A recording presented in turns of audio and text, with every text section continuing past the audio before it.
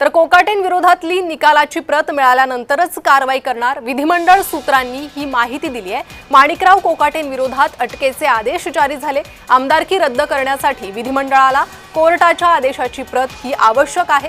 आता ही प्रत विधिमंडळाकडे कधी जाते आणि त्यानंतर पुढील कारवाई होईल। तर माणिकराव कोकाटें विरोधात हे अटकेचे आदेश देण्यात आलेले आहे। विधिमंडळाला न्यायालयाच्या आदेशाच्या प्रतीची आवश्यकता आहे। अधिक माहिती या संदर्भात घेणार आहोत। आमचे प्रतिनिधी मनोज दयाळकर सध्या माझ्यासोबत जोडले गेले आहे। मनोज, आपण पाहतो एकीकडे कोर्टाचे हे आदेश आणि आता ही आदेशाची प्रत विधिमंडळाला पाहिजे, त्यानंतरच पुढील कारवाई होईल। काय अधिक माहिती आहे?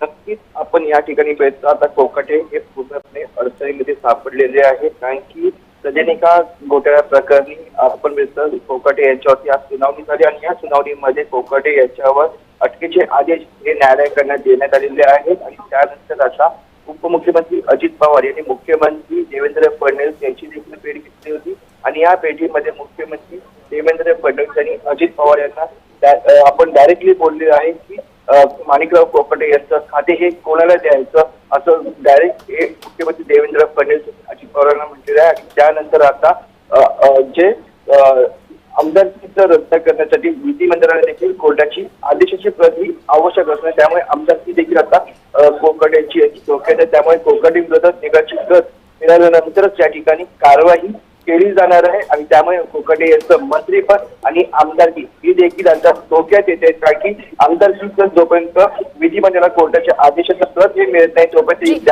मनोज मात्र ही प्रत विधिमंडळापर्यंत पोहोचण्याची प्रक्रिया काय असते आणि त्याला साधारण किती वेळ लागू शकतो? नक्कीच आपण या ठिकाणी पाहिलं तर या घटनेला साधारण थोडी वेळ लागते, पण आपण या ठिकाणी पाहिलं तर कोकाटे यांच्यावरती आता